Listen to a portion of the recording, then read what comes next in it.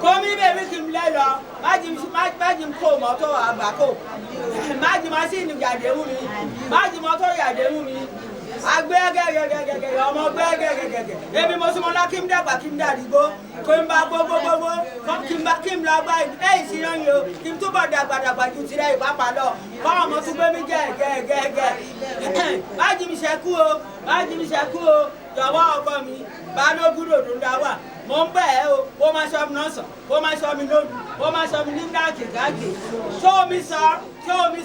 How much we did. What have we did, Baba, or the lucky cool, or the lucky rule. I can cool, I can Kabako, I can cool, well, I am. They don't want to show you the pata, or the full liar, or the full lady, Daddy, they don't want to show you.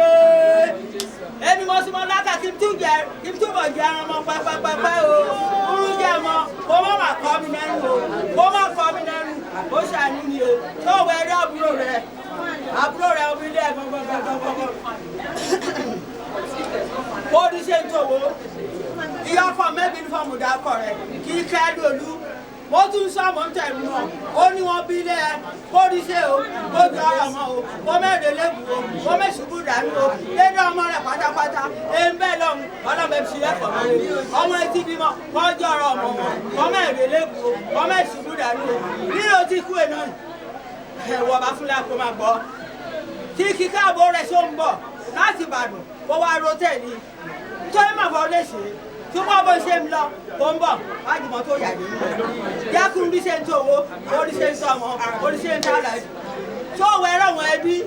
Be I told let that papa won't take one issue. This is no way, Madu Wada. Toss up, Badu Tomako, to the there won't, I will be in. Body say, they don't want to be corny sale. Mama Cabafo, then they relay Yami, you live about me. They don't want for another fear.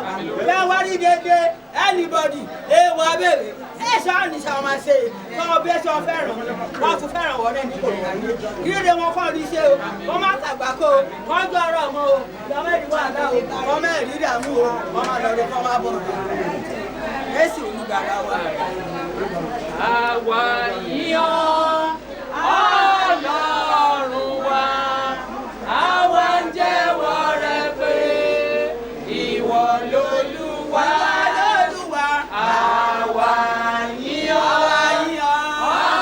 Ọlọ́run wa, àwa ń jẹ́wọ́ rẹ pé ìwọ lolúwa. Ó ṣeun bàbá, bàbá ó máa ṣe.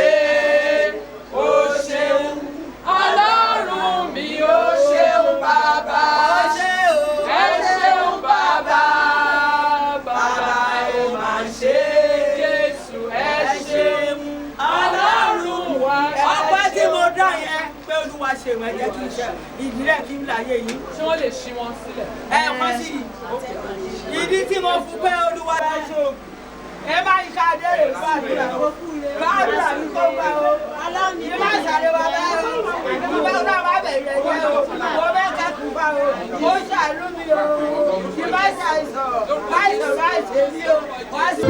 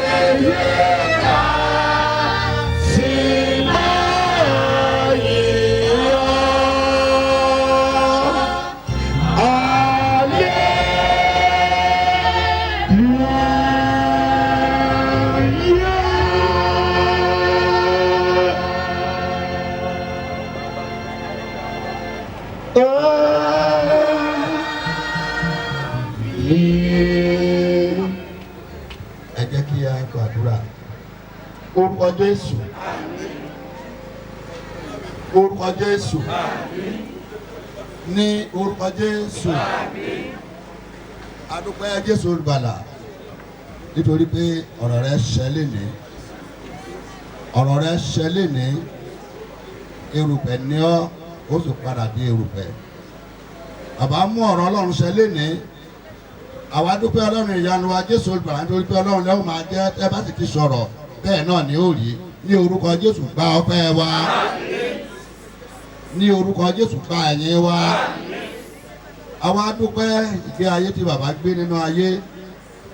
Ìwọ̀n ọjọ́, oṣù, ọdún tẹ fún bàbá láti lò láyé. Kúṣẹ́ Ọlọ́run ìgbàlà nínú ayé wọn ní orúkọ Jésù gba ọpẹ́ wa. Gbogbo agbára tí bàbá ní ni ó fi ṣe ohun tó ṣe nípa kíkọ́ àwọn ọmọ jọ àti ohun tí Ọlọ́run fún láàyè láti ṣe. Ọlọ́run à ń yìn ọ́ lógo nínú ayé bàbá yìí lórúkọ Jésù gba ọpẹ́ wa.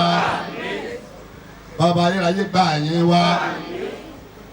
Àwọn ọmọ àti àwọn ẹbí àwa dúpẹ́ nítorí pé o kó wọn jọ, wọn ò ṣáájú yín, ẹ̀yin lẹ ṣáájú wọn gẹ́gẹ́ bí àgbà. Ọlọ́run a yìn ọ́ Jésù gba ọpẹ́ wa. Bàbá ayérayé gba ẹ̀yìn wa. Ọlọ́run wa o, àkókò ti tó báyìí o, a sì ti bẹ̀rẹ̀ nípa àìsùn onígbàgbọ́ nípa ti bàbá yìí ní orúkọ Jésù bẹ̀rẹ̀ wá fẹ́ ní wa.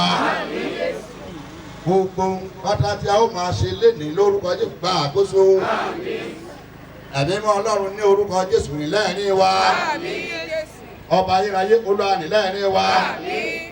Bàbá o lórúkọ Jésù olùgbàlà gbogbo àwọn nǹkan tí ò yẹ kí ó farahàn nínú ìpéjọpọ̀ yìí lórúkọ Jésù Olúwa tẹ̀ mọ́lẹ̀.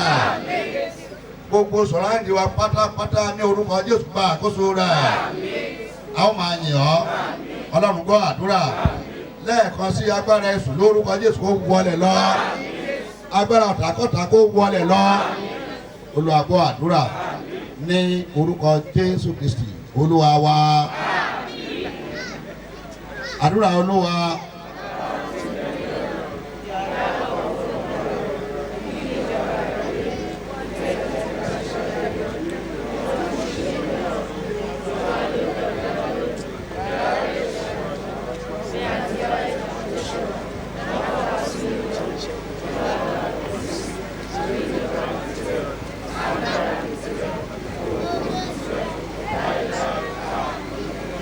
Jẹ́ kí a jókòó.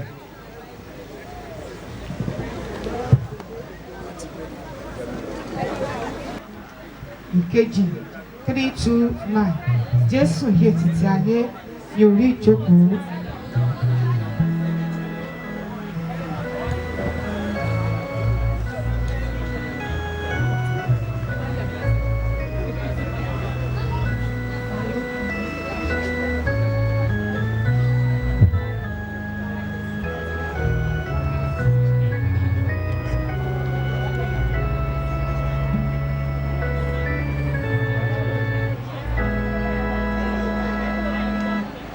Jésù yé títí ayé. Ẹ̀rù ikú kò bá mi mọ̀. Jésù yé nítorí kan. Ìfẹ́ òkú kò ní bá mọ̀.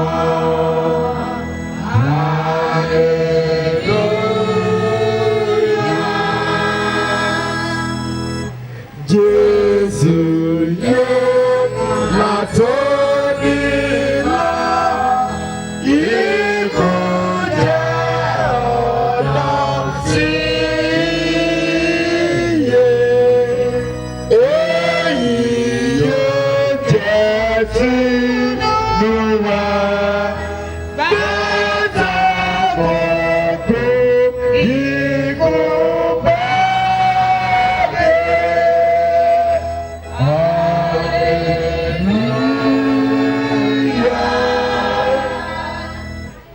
Jésù yé fún wa lókun, jẹ́ tirẹ̀ ní àwọn àṣẹ.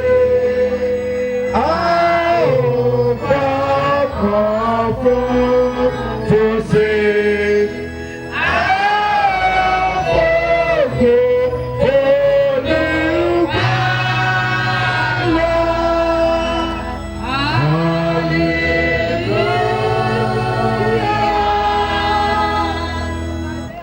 Jésù yé èyí dájú, ikú àti ipa òkùnkùn kí o lè yà mí kúrò nínú ìfẹ́ láti Jésù.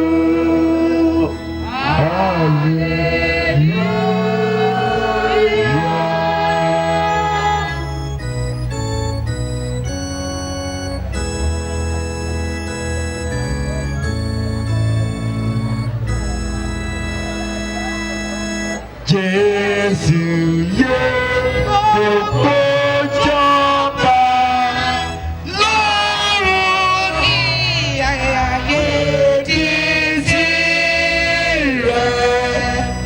Ẹ jẹ́ kí a máa tẹ̀lé, kí a lè jọba pẹ̀lú rẹ̀.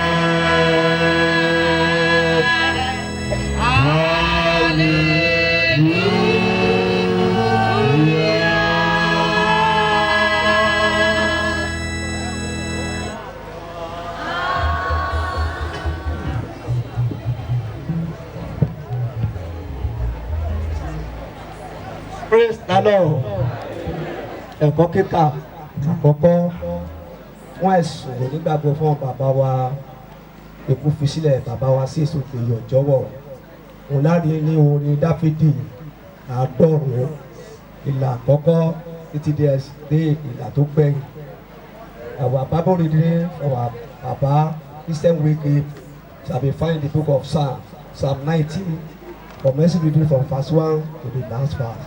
I read in Yoruba, Psalm 90, orin 100. Olúwa, ìwọ ló ti ń ṣe ibùjókòó wa láti ìran dé ìran. Kí a tó bí àwọn òkè ńlá àti kí ìwọ kí ó tó dá ilẹ̀ wọn ajé, àní láti ayérayé ìwọ ni Ọlọ́run. Ìwọ sọ ènìyàn di ìbàjẹ́, ìwọ sì wí pé ẹ padà wá ẹ̀yin ọmọ ènìyàn. Nítorí pé ìgbà tí ẹgbẹ̀rún ọdún bá kọjá lé ojú rẹ bí àná ní orí, àti bí ìgbà ìṣọ̀kan ní òru ìlà ìkarùn-ún. Ìwọ kó wọn jọ bí ẹni pé ní sísàn omi, wọ́n dàbí oòrùn ní kùtùkùtù, wọ́n dàbí koríko tí ó dàgbà sókè. Ní kùtùkùtù ó ní àwọ̀ lára, ó sì dàgbà sókè. Ní àṣálẹ́ akele rẹ̀ ó sì rọ̀. Nítorí àwa di ègbé nípa ìbínú rẹ̀, àti nípa ìbínú rẹ̀ ara kò rọ̀ wá. Ìwọ ti gbé ẹ̀ṣẹ̀ wa ka iwájú rẹ̀, ohun ìkọ̀kọ̀ wa ń bẹ nínú ìmọ́lẹ̀ iwájú rẹ̀. Ìlà ìkẹsàn-án. Nítorí ọjọ́ wa gbogbo ń yípo lọ nínú ìbínú rẹ̀, àwa ń lo ọjọ́ wa bí àlá tí a ń rọ́. Ìlà kẹwàá.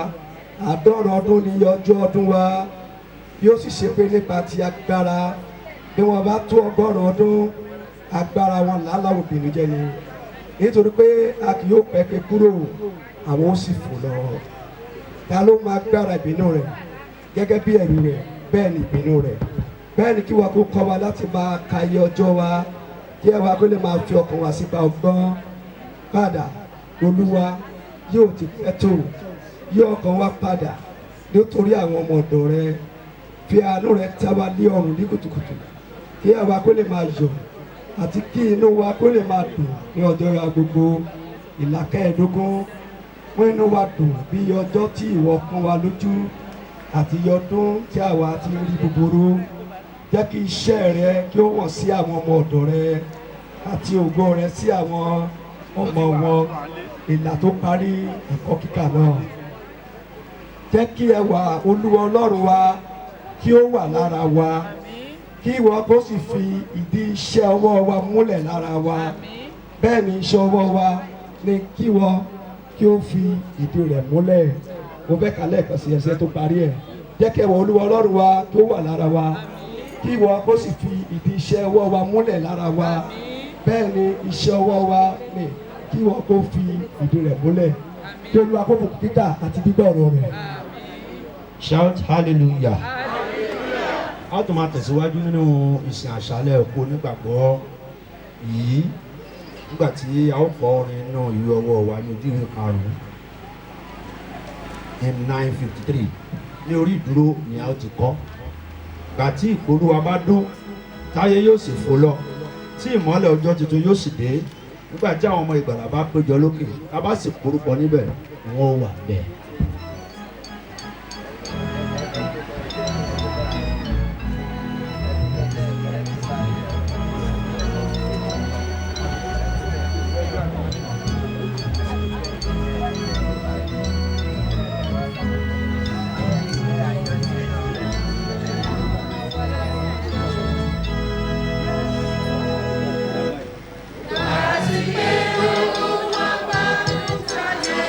Yóò sì kùnà tí ìmọ́lẹ̀ ọjọ́ títún yóò sì dé.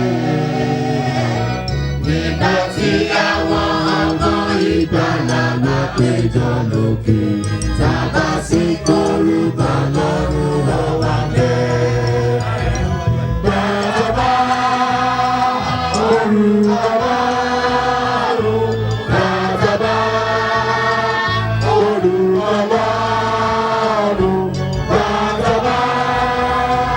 orúkọ lọ́rùn. Nípa oore ọ̀fẹ́ ní kò wọ́n wà bẹ́ẹ̀. Òrò ọjọ́ náà táwọn òkú tó Kristi yóò dìde, tí wọ́n yóò sì pinnu ọwọ́ àjíǹde. Pàtẹ àwọn àyànfẹ́ yóò péjọ sí òde ọ̀run, bàbá sí gbórúkọ lọ́hùn wọ́n wà bẹ́ẹ̀. Gbàjọba Olúwa lọ́run, gbàjọba Olúwa lọ́run, gbàjọba Olúwa lọ́run. Nípa oore ọ̀fẹ́ ní sọ̀rọ̀ wà bẹ́ẹ̀.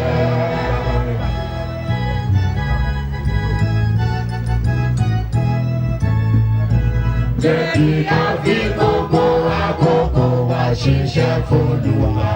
Jẹ́ kí a ròyìn ìfẹ́ ìyanu rẹ̀.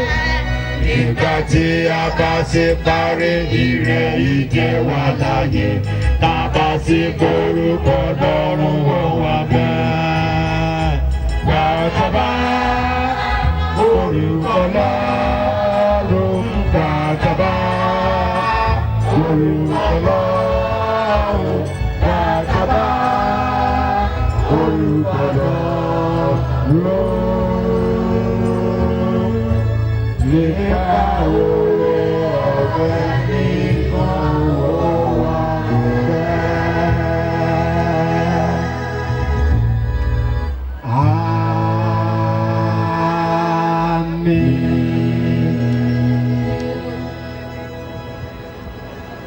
Ẹ jẹ́ ká jókòó. Ẹ̀kọ́ kejì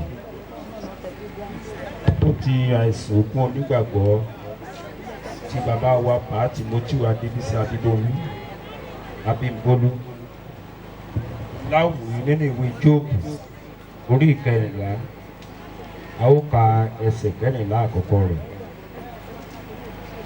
Ènìyàn tí a bí nínú obìnrin ọlọ́jọ́ díẹ̀ ni ó sì kún fún ìpọ́njú, ó jáde wá bí ìtànná ewéko, a sì ké e lulẹ̀, ó sì ń fò lọ bí òjìji, kò sì dúró pẹ́. Ìwọ sì ṣíjú rẹ wo irú èyí nì, ìwọ sì mú mi wá sínú ìdájọ́ pẹ̀lú rẹ. Ta ni ó lè mú ohun mímọ́ láti inú àjáde wá? Kò sí ẹnìkan. Ǹjẹ́ a ti pinnu ọjọ́ rẹ̀? Iye oṣù rẹ̀ ń bẹ lé ọwọ́ rẹ̀. Ìwọ ti pa àlá rẹ̀, bẹ́ẹ̀ ni òun kò lè kọjá rẹ̀. Yí padà kúrò lọ́dọ̀ rẹ̀, kí ó lè sinmi títí yóò fi pé ọjọ́ rẹ̀ bí alágbàṣe. Nítorí pé àbá wà fún igi, bí a bá ké e lulẹ̀ bí yóò sì tún sọ. Ẹ̀ka rẹ̀ títún kì yóò dá. Bí gbòǹgbò rẹ̀ tilẹ̀ di ogbó nínú ilẹ̀ tí kùkùté rẹ̀ sì kú ní ilẹ̀, síbẹ̀ nígbà tí ó bá gbóòórùn omi yóò sọ, yóò sì yọ ẹ̀ka jáde bí ewéko. Ṣùgbọ́n ènìyàn kú, a sì ṣán dànù. Àní ènìyàn jọ̀wọ́ ẹ̀mí rẹ̀ lọ́wọ́, òun ha àdá. Bí omi ti tán nínú ipa odò, tí odò sì fà tí sì gbẹ, bẹ́ẹ̀ ni ènìyàn dùbúlẹ̀ tí kò sì dìde mọ́, títí ọ̀run yóò sì fi sí mọ́. Wọn kì yóò jí, a kì yóò jí wọn kúrò lójú oorun wọn. Ìwọ ìbá fi mí pamọ́ ní ipò òkú, kí ìwọ kí ó fi mí pamọ́ ní ìkọ̀kọ̀ títí ìbínú rẹ yóò fi ré kọjá. Ìwọ ìbá lànà ìgbà kan sílẹ̀ fún mi, kí o sì rántí mi. Ẹsẹ̀ kẹrìnlá tí a ó ti dánu dúró.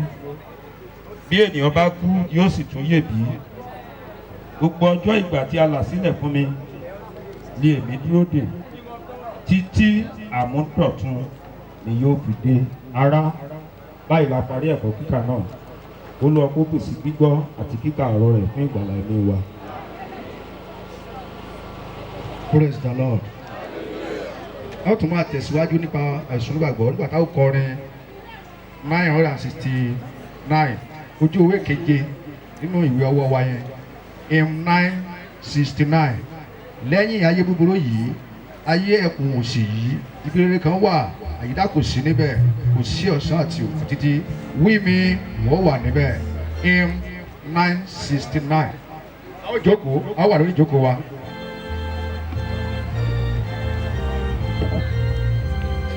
969, page 7.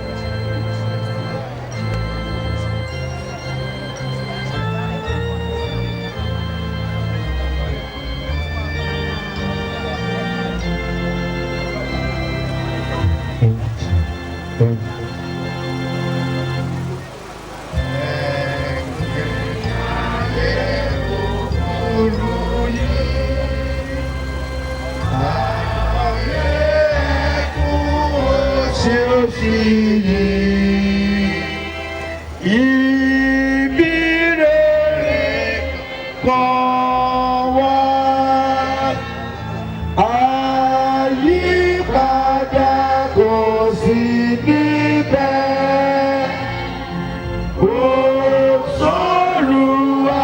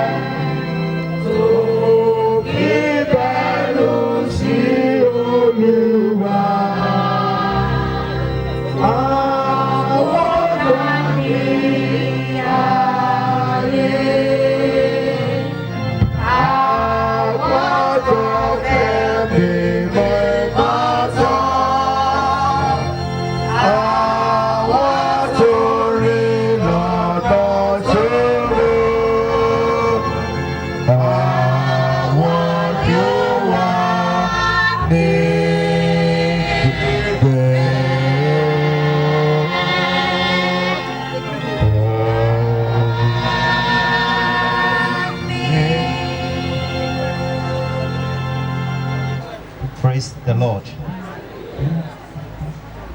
Ẹ̀kọ́ kíkà kejì fún ti àìsàn onígbàgbọ́ ti late pa Timothy Adébísí Abímbólú. Láwòrán nínú ìwé Kọ́ríńtì kínní orí kẹrìndínlógún.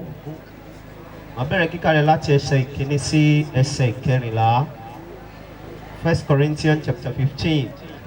I will commence the reading from verse 1 through 14. Màá kà ní èdè Yorùbá. Ǹjẹ́ ará, èmi ń sọ ìyìnrere náà di mímọ̀ fún yín tí mo ti wàásù fún yín, èyí tí ẹ̀yin pẹ̀lú ti gbà, nínú èyí tí ẹ̀yin sì dúró, nípasẹ̀ èyí tí a fi ń gbà yín là pẹ̀lú, bí ẹ̀yin bá sì di ọ̀rọ̀ tí mo ti wàásù fún yín mú ṣinṣin, bí kò sí pé ẹ̀yin bá gbàgbọ́ lásán. Nítorí pé síwájú ohun gbogbo mo fi èyí tí èmi pẹ̀lú ti gbà lé yín lọ́wọ́, bí Kristi ti kú nítorí ẹ̀ṣẹ̀ wa gẹ́gẹ́ bí ìwé mímọ́ ti wí, àti pé a sìnkú rẹ̀, àti pé ó jíǹde ní ìjọ́ kẹta gẹ́gẹ́ bí ìwé mímọ́ ti wí, ẹsẹ̀ ìkarùn-ún, àti pé ó farahàn Kéfà, lẹ́yìn èyí ni àwọn 12, lẹ́yìn èyí ni ó farahàn àwọn ará tí ó ju 500 lọ lẹ́ẹ̀kan náà. Apá kan tí ó bojú nínú wọn wá títí fi di ìsinsìnyí, ṣùgbọ́n àwọn díẹ̀ ti sùn. Ẹsẹ̀ ìkeje. Lẹ́yìn èyí ni ó farahàn Jákọ́bù, lẹ́yìn èyí náà fún gbogbo àwọn àpọ́stélì, àti ní ìkẹyìn gbogbo wọn ó farahàn mí pẹ̀lú bí ẹni tí a bí síwájú àkókò rẹ̀. Nítorí èmi lé ẹni tí ó kéré jùlọ nínú àwọn àpọ́stélì, èmi ẹni tí kò yẹ tí a bá pè ní àpọ́stélì, nítorí tí mo ṣe inúnibíni sí ìjọ ènìyàn Ọlọ́run. Pàdé mi ní ẹsẹ̀ ìkẹwàá. Ṣùgbọ́n nípa oore ọ̀fẹ́ Ọlọ́run mo rí bí mo ti rí, oore ọ̀fẹ́ rẹ̀ tí a ti fi fún mi kò sì jẹ́ asán. Ṣùgbọ́n mo ṣiṣẹ́ lọ́pọ̀lọpọ̀ ju gbogbo wọn lọ, ṣùgbọ́n kì í ṣe èmi bí kò ṣe oore ọ̀fẹ́ Ọlọ́run tí ó wà pẹ̀lú mi. Nítorí náà ìbá ṣe èmi tàbí àwọn ni, bẹ́ẹ̀ ni àwa wàásù, bẹ́ẹ̀ ni ẹ̀yin sì gbàgbọ́. Ǹjẹ́ bí a ti ń wàásù Kristi pé ó ti jíǹde kúrò nínú òkú, èyí àti ṣe tí àwọn mìíràn nínú yín fi wí pé àjíǹde òkú kò sí. Ẹsẹ̀ ìkẹtàlá. Ṣùgbọ́n bí àjíǹde òkú kò sí, ǹjẹ́ Kristi kò jíǹde? Bí Kristi kò bá sì jíǹde, ǹjẹ́ asán ni ìwàásù wa, asán sì ni ìgbàgbọ́ yín pẹ̀lú. Ẹsẹ̀ ìkẹrìnlá tí màá ti dánu dúró ẹ̀kọ́ kíkà náà. Bí Kristi kò bá sì jíǹde, ǹjẹ́ asán ni ìwàásù wa, asán sì ni ìgbàgbọ́ yín pẹ̀lú. Báyìí ni a parí ẹ̀kọ́ kíkà náà. Kí Ọlọ́run kó bùkún kíkà àti gbígbọ́ rẹ̀ fún ìgbàlẹ̀ ẹ̀mí wa. Praise the Lord. A tún tẹ̀síwájú nínú àṣálẹ́ àìsàn gbogbo àwọn bàbá wa pa Timothy Adébísí. Nígbà tí mo wà ní ojú ìwé kẹjọ ìwé ọwọ́ wa, hymn 975, a ó pàdé létí odò, tẹ̀sán áńgẹ́lì ti tẹ̀ tó mọ́ gara bíi kírísítálì lẹ́bàá ìtẹ́. Lórí ìdúró, ní ìdìde dúró.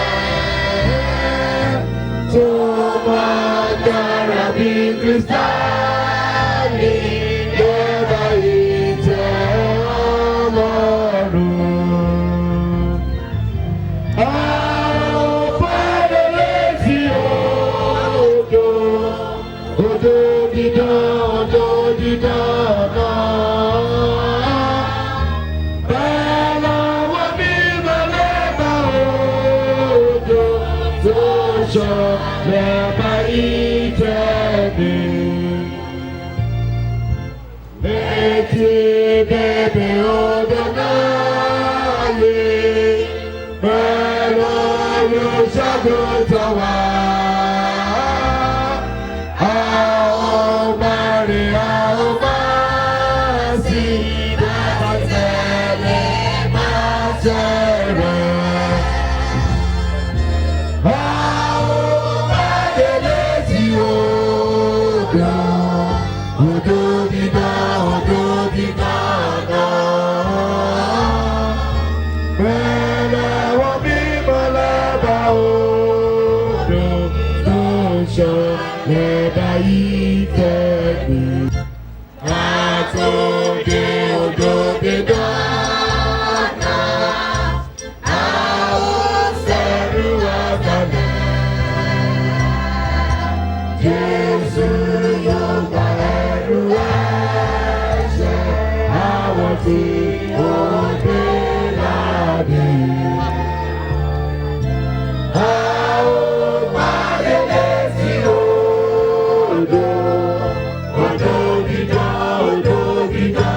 náà. Bẹ́ẹ̀ làwọn mímọ́ lẹ́bà odò tó ṣàn lẹ́bà yìí tẹ̀lé.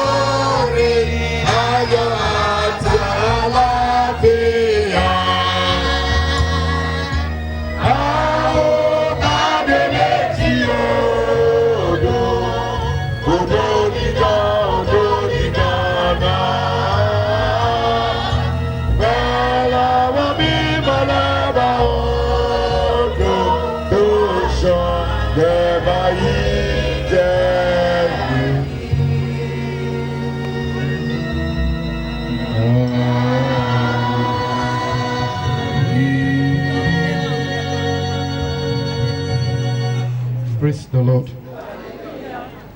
Ẹ̀kọ́ kíkà ìkẹrin fún àìsùn àṣálẹ́ ní ìrántí bàbá wa Timothy Adébísí kò fi sílẹ̀ Abímbọ́lú.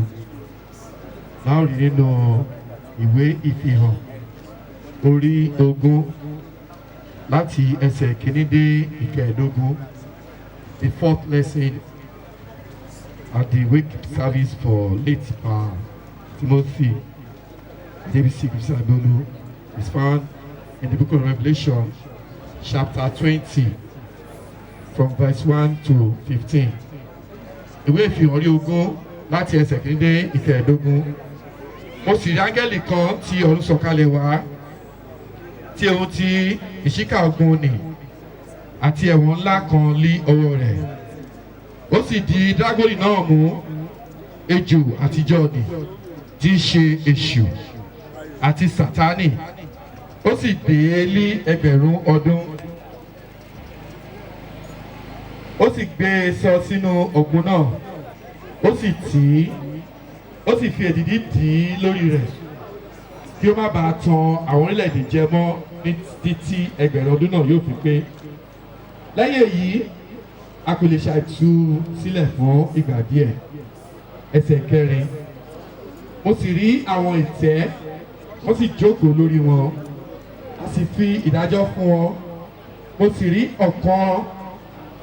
ọ̀kan tí ń bẹ lórí nítorí ẹ̀rí Jésù àti nítorí ọ̀rọ̀ Ọlọ́run, àti àwọn tí kò sì farabalẹ̀ fún ẹranko náà àti fún àwòrán rẹ̀, tàbí tí kò sì gba àmì rẹ̀ ní iwájú wọn àti ní ọwọ́ wọn. Wọ́n sì wà láàyè, wọ́n sì jọba pẹ̀lú Kristi ní ẹgbẹ̀rún ọdún. Ẹsẹ̀ karùn-ún. Àwọn ikú yòókù kò wà láàyè mọ́ títí ẹgbẹ̀rún náà yóò fi pé.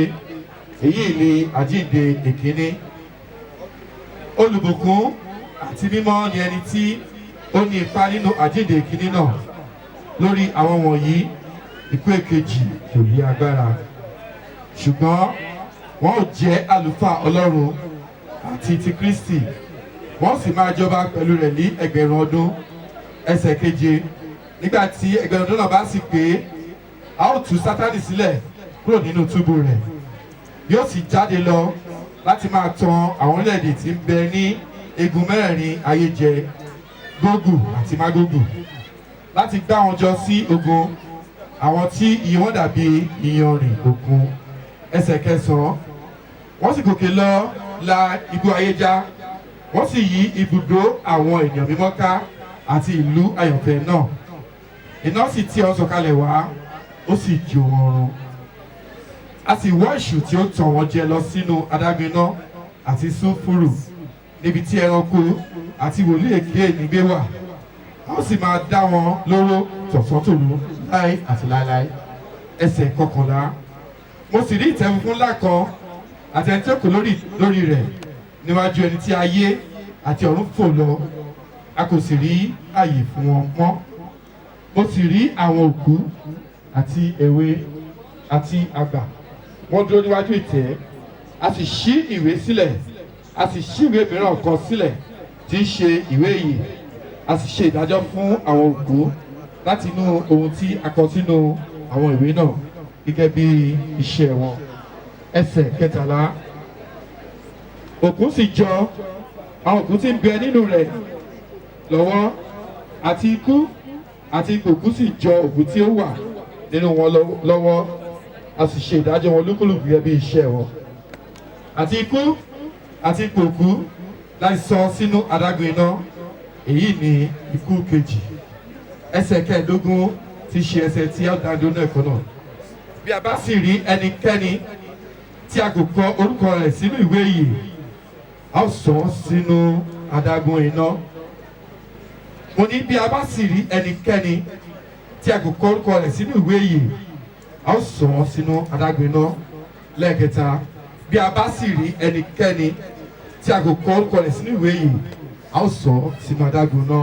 Èyí ni ọ̀rọ̀ Olúwa. Praise the Lord.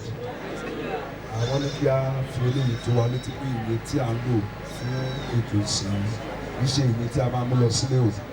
Ó dé tí mo wá pé àwọn kan ti ń sọ sínú àpamọ́wọ́ tí wọ́n gbé wá síbí. So tí a bá wò dáadáa ní orúkọ ìjọ ni ìwé yẹn wà fún.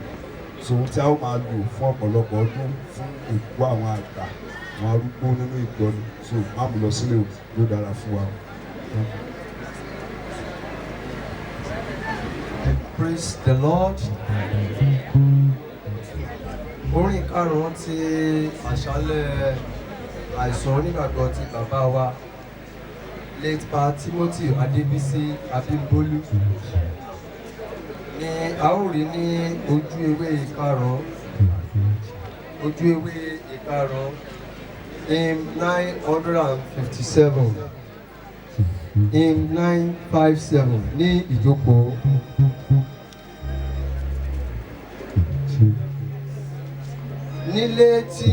nílẹ̀ tí ọjọ́ kìí sá nílùú Ọlọ́run wa, ìlú náà yóò wà títí kò sì sóru níbẹ̀.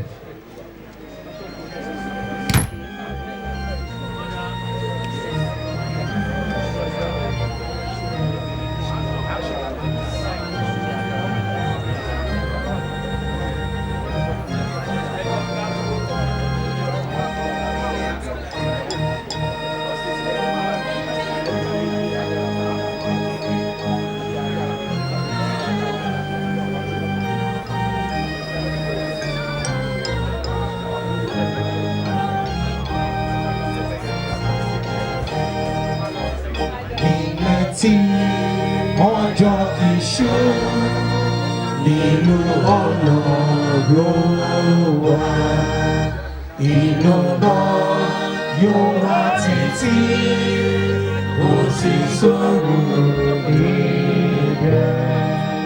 Bàbá yóò lórí jẹ̀dùn kó sì kúrò láìrò, kó sì dé àkókò torí kò sọ̀rọ̀ nígbà. Ẹnu ọ̀nà rẹ̀ jẹ́ pa, inú ọ̀nà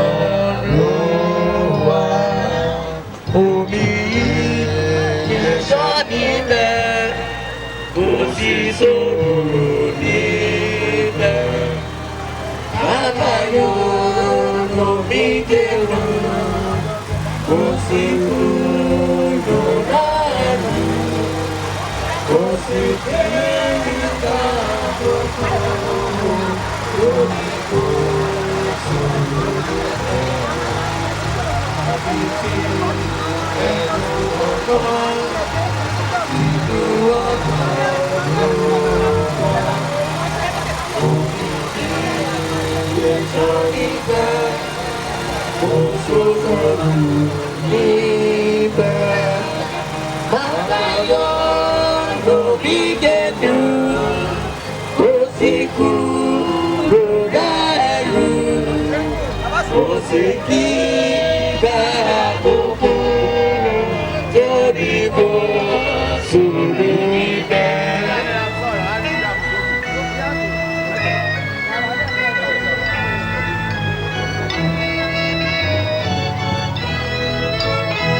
Kò fẹ́ tán sọkùnrù nínú ọ̀rọ̀ wa.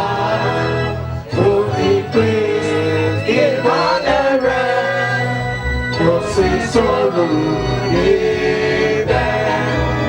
Bàbá yọ lórí dẹ́nu, kò sì kúrò lẹ́nu, kò sì bí àkókò torí kò sọ̀rọ̀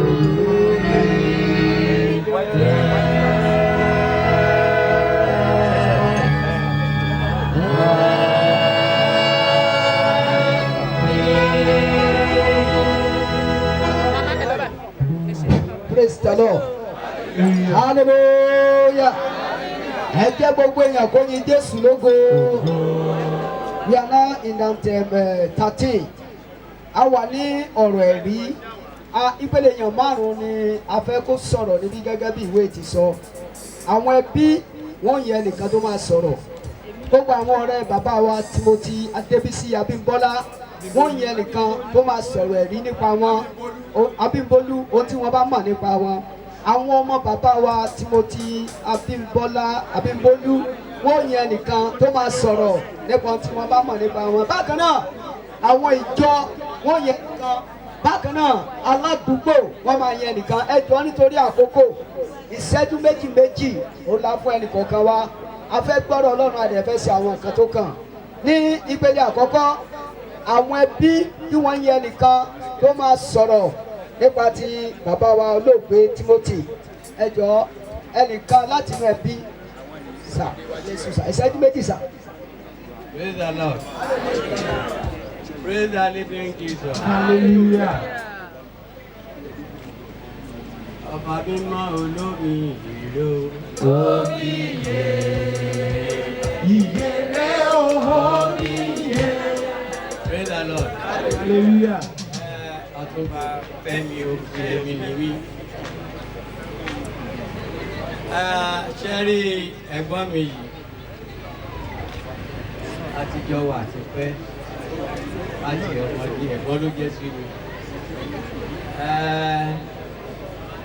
Ìyá wa ó jẹ́ ẹ̀gbọ́n sí ìyá wọn ló ń pè ní ìyá òkè tí a láró. Ọ̀pọ̀lọpọ̀ bíbá tí wọ́n bá mọ̀ pé àwa ọmọ ìyá òkè ìyá láró là ń sọ yìí. Àwọn ọmọ aró ṣùgbọ́n ọjọ́ wọ̀. Ṣó yé yín? Àwọn CAC ṣe àpéyìn CAC ọjọ́ bíbá yìí àwa tá a dá lẹ́yìn. Ẹ ṣe aleluya. Nítorí ẹ̀ orí ìsìn ni ẹ̀gbọ́n mi wà tó kí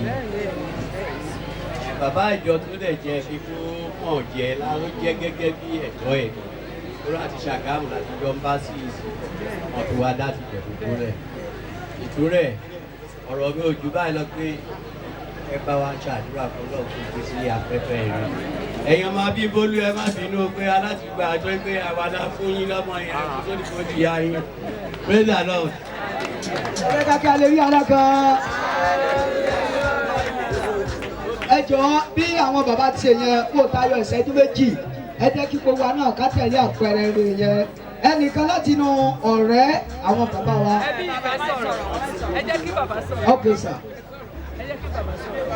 tó sọ̀rọ̀ lẹ́ẹ̀kan ó fọ́ fẹ́ ni kò lẹ́tọ̀ọ́ láti sọ̀rọ̀ síwájú wa. ẹ má bínú sà. orílẹ̀ sọ̀rọ̀ àforíjì. yàrá o ẹ má bínú ọmọ ìgbẹ́ kábíyèsí ló àwọn sọ̀rọ̀. alárin àbí ìpolólò àti fẹ́yà wọn àti sanwó ẹ̀.